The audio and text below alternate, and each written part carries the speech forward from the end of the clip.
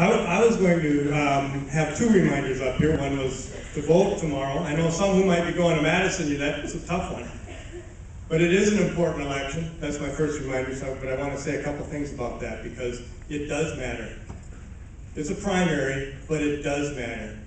And why it matters is because it's our last place we actually might make a difference this year and in the coming years. It's a 10-year term.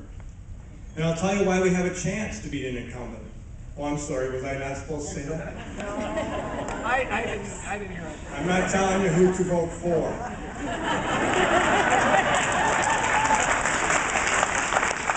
We have a chance because in Dane County and Milwaukee County both have open county executive seats, big races, going to draw a lot of progressive voters in the two biggest populated counties in the state in a low election year, or spring election. That's important. Just keep that in mind. We do have a chance. My second reminder is Happy Valentine's Day from Scott Walker.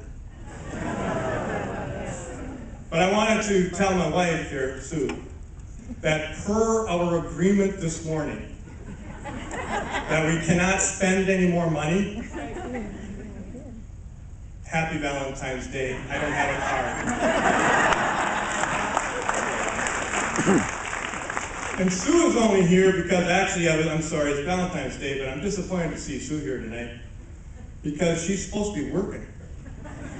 But she took off from her second job, like a lot of teachers have to do, to be here tonight. Full-time teacher, working 2 jobs. A reminder that you are not overpaid. I used to have 2 jobs. Now Sue has 2 jobs. That said, do not ever be ashamed of what you do. Do not let a neighbor, a friend, a relative, anyone say, teachers like you are overpaid. Public employees don't earn what they are paid or their benefits. Because this society cannot survive without you. It cannot survive.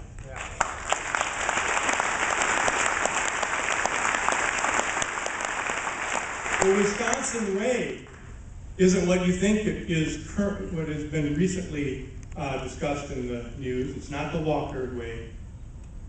The Wisconsin way was first introduced 1912 because the Wisconsin way was to be sure we were able to stand up to oppression from corporate tyranny. To be sure we had our own public defenses, a system that worked. We had our own tax dollars who are going to pay our own teachers who are going to teach our own kids. Our own tax dollars who are going to pay for our own county workers who are going to build and maintain our roads. Our own tax dollars who are going to support us through the health system. So I want to emphasize, again, don't be ashamed of yourself. Be sure you stand up and talk to your neighbors. Be sure you tell them, no, this is wrong. This is unfair. We are just as important as you. This is not about public sector versus private sector. This is all sector. This is everyone. Pitting neighbor against neighbor is wrong.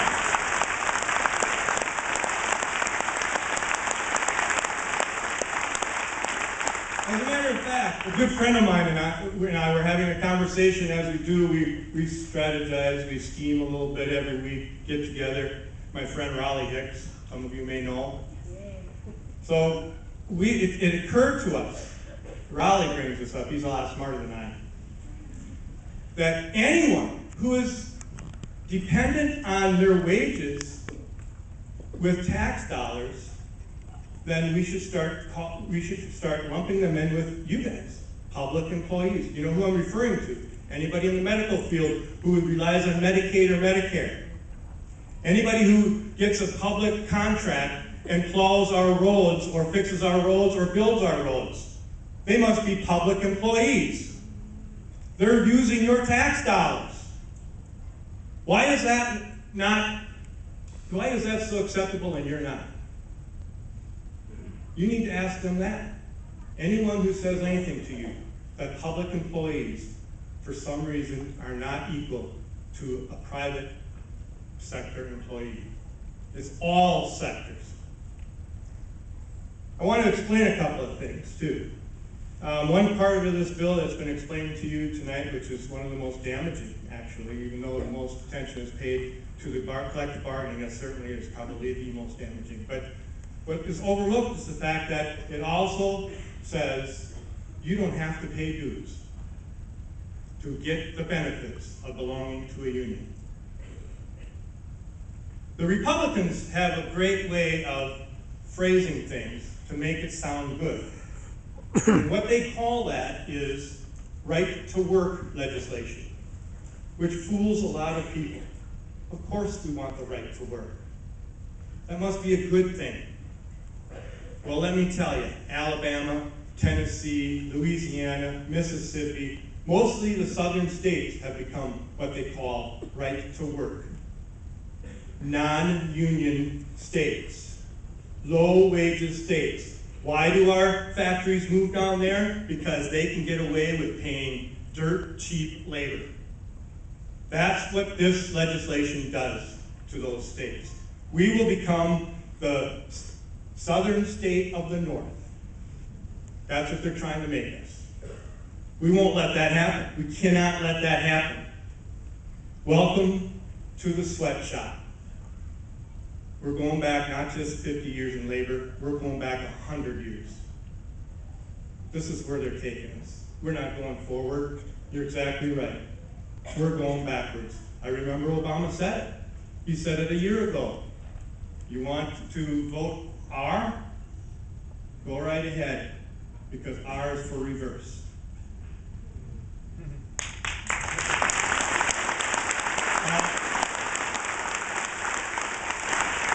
Just a few more things and you get rid of me, but I want you to be aware of these sort of things happen in a gradual pattern, although it's only been 6 weeks.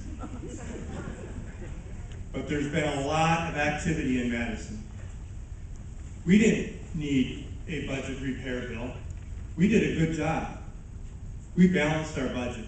We balanced our budget in time for the first time in 35 years.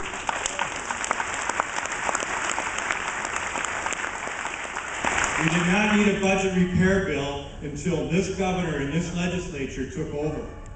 The reason we need a budget repair bill is because they've already given away over $140 million in favors to their friends. $140 million. Now they want to balance that off on you. You're going to pay for it if this passes. That's what it's about. They did not need a budget repair bill. They created this, and now they want you to pay for it. You need to know that.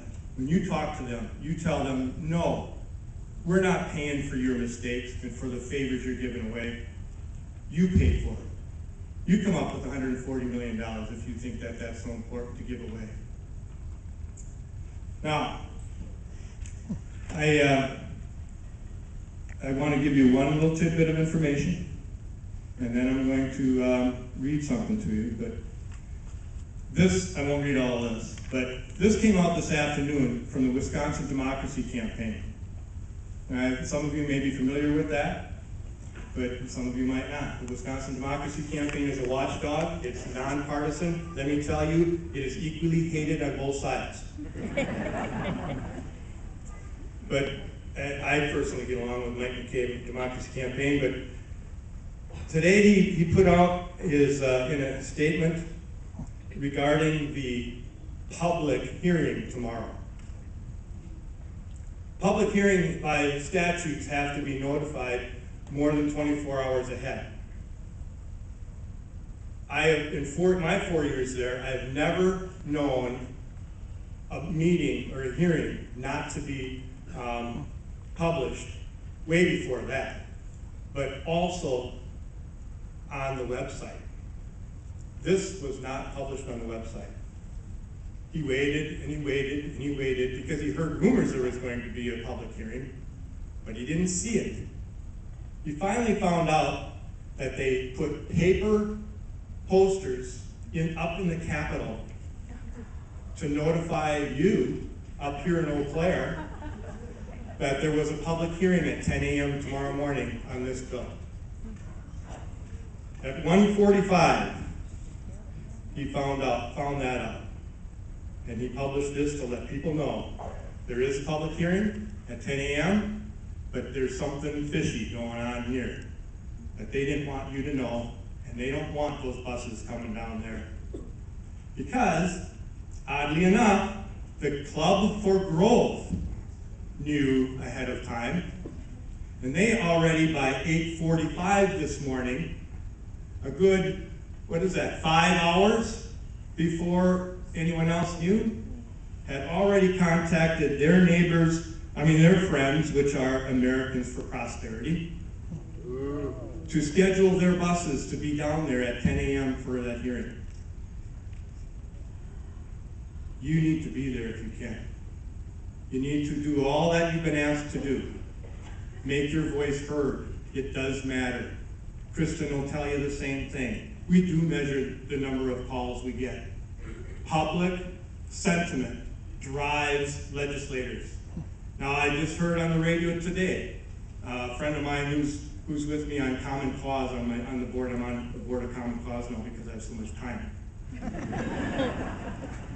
Bill Kraus was on public radio talking about the events in Madison, and he made the comment that things are moving so rapidly because this governor knows that in time, even the Republican legislators are going to get nervous and scared and weak, and eventually will not stand with him. We need to make that happen sooner than later. You need to make that happen tomorrow and Wednesday, and certainly by Thursday. We need to make them so nervous. And I'm going to tell you, this isn't good for me. I just assume they just keep making all sorts of mistakes. Makes me look a lot better. And there's times that I feel that way, I honestly do. But this is too important. This is too important. If you want, I'll personally go talk to Warren Petrick and get down on my knees and beg him, do not do this. The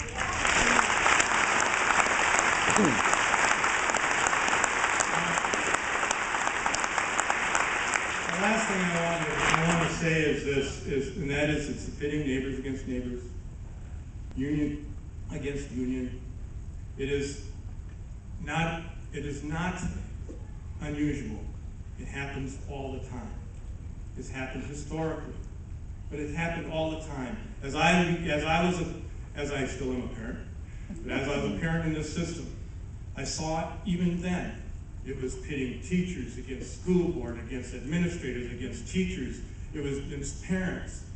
It was always those groups, just in the local view. But when you look politically, in the big view, this is the scheme. Let's pit them against each other, and the legislators stand there and say, it wasn't me. They take away funding, and then that's how this local thing happens. And then they can stand and say, my hands are clean, it's those guys over there. Don't let it happen. Don't let it happen between firefighters and you. Don't let it happen between the police and you. These guys will stand with you. They're heroes.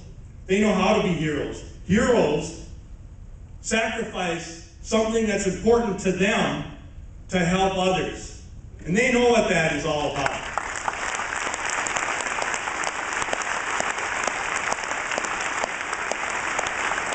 So I want to close by reminding you, because you've all heard this before, but it's the first thing that came to my mind when all this began.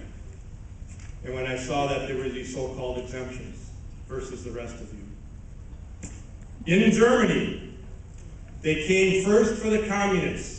And I didn't speak up because I wasn't a communist. Then they came for the Jews. And I didn't speak up because I wasn't a Jew. Then they came for the trade unionists. and I didn't speak up because I wasn't a trade unionist.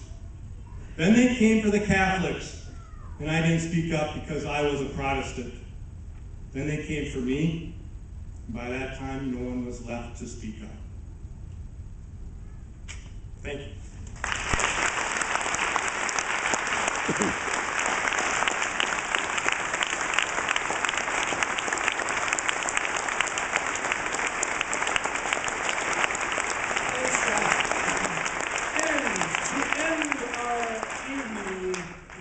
Another future legislator, my very, very good friend, Kristin Dexter.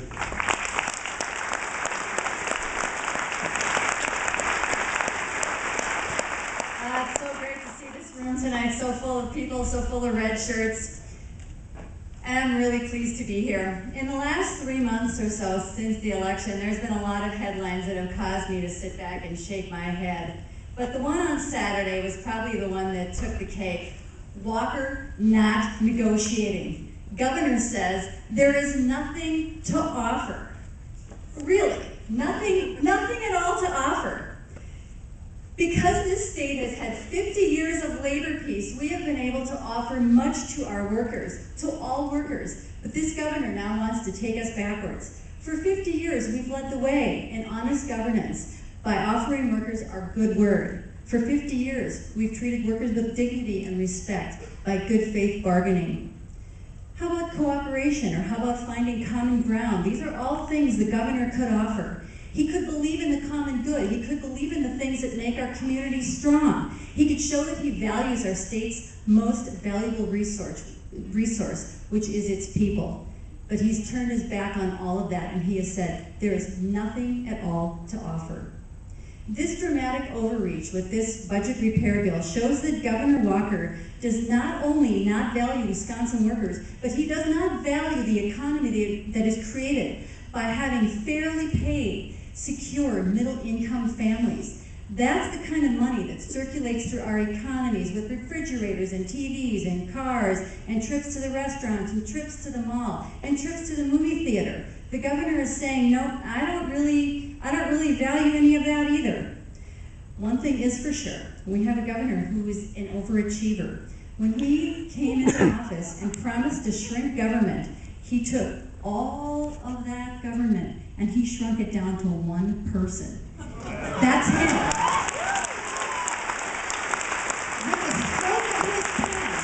With one stroke of his pen, one man wants to take us backwards, putting public safety and public health at risk. Labor Peace has for years ensured food safety, safe jails, safe streets, drinkable water, and clean air. But his stunning power grab puts all of that in danger. And I'm going to tell you, this is real. I've heard a lot of people say, that's not going to happen. That can't happen. That's against the law. I'm here to tell you, this is real. James said, this is serious. Shelley, you said, this is happening. This is happening. For all of you who may have sat out the election last November, and for all of the rest of us, this is our call to action. We have got to act, and we have got to act soon. And let me tell you, people are taking action. I called my former Capitol staffer today, who's working for another legislator in Madison.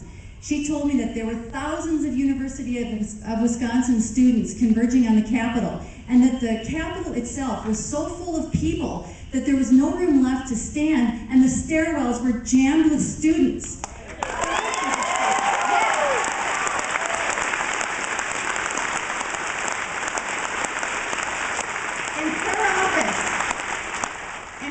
Boss's office alone, they have received 450 contacts today. Those are the ones that they were able to answer and track. All of them were against this bill, only 12 in favor. 450 contacts against this bill.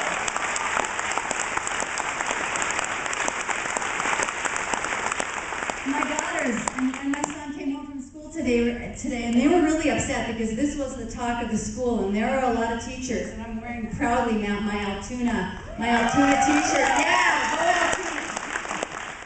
They said that some of their friends had already started making phone calls into legislators' offices at lunches, and they came home with the numbers and the names of all of the representatives and the senators in the Capitol. So tonight, I helped my daughters make photocopies, and we highlighted the names of 3 nervous senators: Olson, Hopper, and Olson.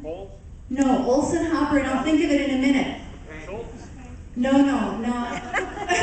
No, not the Panky either. You know what? Call them all. It doesn't matter. But there's 3 who are nervous. So we could stop this thing in the Senate. So I highlighted those names, and they're taking them to school tomorrow, and they're going to organize their friends to make phone calls at school tomorrow.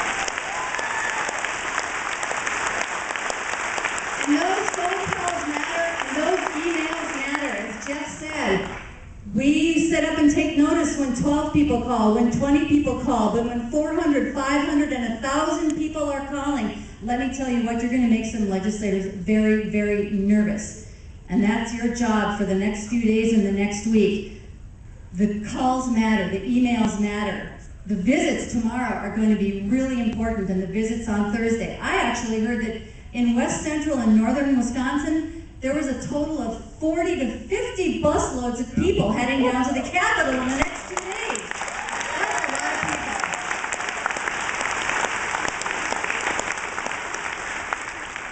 I'm going to tell you, I was so proud of my oldest daughter today. She came home from school and she said, "Mom, can I write a letter to the editor?" I said, "Sit, do it." So many people say, "Oh, I should write a letter," and they don't. She sat down and she banged out a letter, and when we checked it over together, and she emailed it off to the Leader Telegram, and I hope they publish a letter from a very nervous high school senior who understands the value of her teachers. She had a heartfelt love letter to her teachers, and I sure hope that that paper publishes it, because they'll see that there are a lot of young people who are really worried about this power grab that the governor is showing us what he's made of. So we've got a lot of work we can do. There are a bunch of things that you can do if you can't take the bus ride, if you don't want to write a letter. As somebody else said, talk to your neighbors. Show that you're proud to be teachers, you're proud to be public workers, you're proud to be a Wisconsin citizen, because as I said before, in Wisconsin we value our workers, we value our people. So what can we do? We can stand up, we can get up. Ron, get up, stand up. Bob Marley, Ron, Jeff, Tom, come on up here. Shelley, come on up here. One more thing that my daughter saw on Facebook today is a little chant that one of her friends had, who had been at the rally at the Capitol, said that they were saying, and she put it on Facebook, and it says, "Spread the love, stop the hate, don't let Walker legislate." So